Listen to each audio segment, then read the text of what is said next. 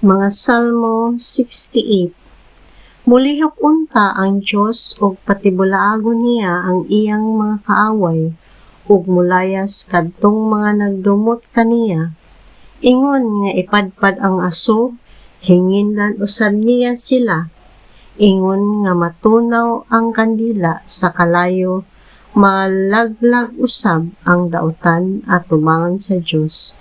Apan magmaya ang mga matarong, maglipay sila diha sa presensya sa Diyos o manghugyaw gayud sila sa kalipay. Pag-awit kamo mangadto sa Diyos, pag-awit kamo mga pagdayeg sa iyang ngalan. Andama ang dalan alang ganiya nga nagsakay sa kapanganuran. Ang ngalan niya mao si Yahweh, paglipay kamo sa iyang presensya. Ang Diyos nga nagpuyo sa iyang balaang templo, nag-amuma sa mga wala nay amahan, ug nanalipod sa mga biyuda. Gihatagan niya puy-anan ang mga nag-inusara, o gihatagan niya gagawasan ang mga binilanggo. Apan, ang mga masupilo nagpuyo sa yuta nga uga. Sa pagpangulo mo sa imong katawhan, O Diyos, sa imong paglakaw latas sa kamingawan, natay-og ang yuta ug nagpadalag ulan ang kalangitan tungod sa pag-abot sa Diyos sa Sinai, tungod sa pag-anhi sa Diyos sa Israel.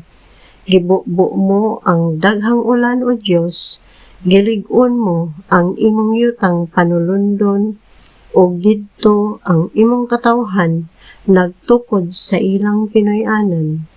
Tungod sa imong kaayo, gisangkapan mo ang mga kabus. Nagsugo ang Ginoo ug naggibalita kini sa daghang mga babaye. Ang mga hari ug ang ilang kasundaluhan nanagan.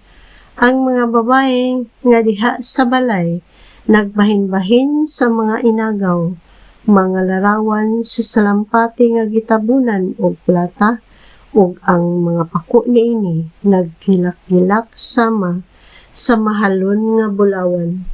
Apan nganong pipila kaninyo nagpabilin man silang man lamang sa turil sa karnero sa adlaw sa gubat?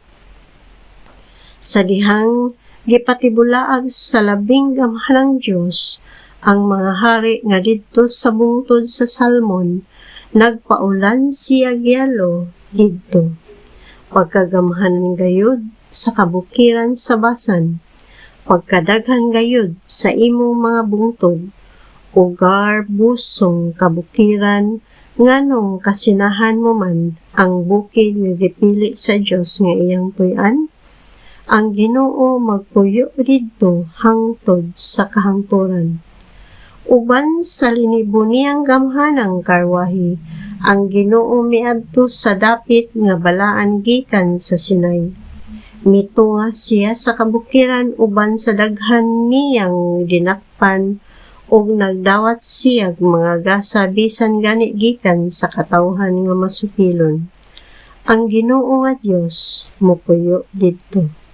Dalaygon ang Ginoo nga sa adlaw-adlaw nagpas-an sa atong mga palasanon ug nagluwas kanato.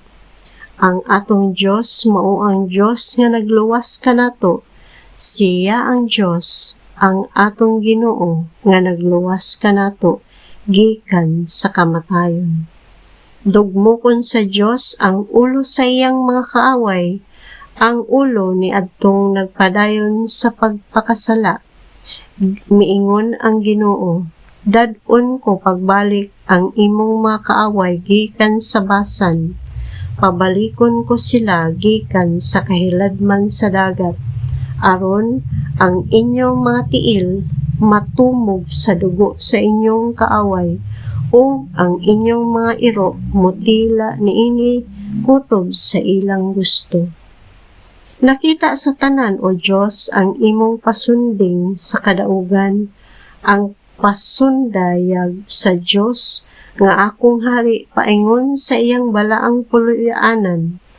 Anaa sa atubangan ang mga mag-aawit Ang mga musikero anaa sa likod ug sa tunga-tunga nila anaa ang mga dalaga nga nagtugtog sa mga tambor.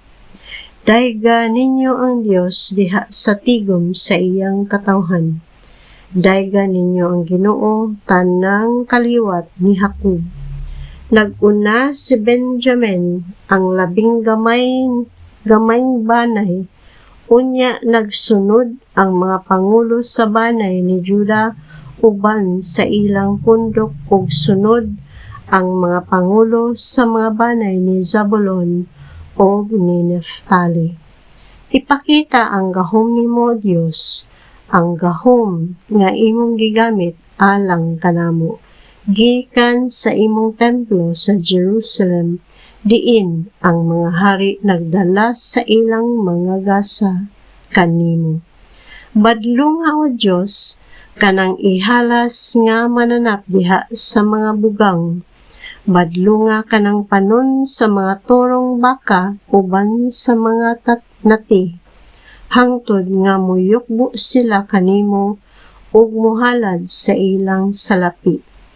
Pati bulaaga kadtong mga tawo nga gusto kaayo sa pagpakigubat. Mga embahador moabot gikan sa Ehipto ug ang mga taga-Ethiopia mobayaw sa ilang mga kamot ngadto sa Dios diha sa pagampo. Panag-awit kamo sa Dios nga gingharian sa kalibutan, pag-awit ug mga pagdaig ngadto sa Ginoo kaniya nga nagsakay diha sa kalangitan, ang karaan nga kalangitan. Pamatia ang iyang makusog nga singgit, isangyaw ang gahom sa Dios, ang iyang pagkahalangdon anaa sa tibuok Israel, ug ang iyang gahom anaa sa kalangitan. Pagkakahibulungan gayud sa Dios, ang Dios sa Israel diha sa iyang puloy-anan, naghatag siya kusog ug gahom sa iyang katawhan. Dayga ang Dios.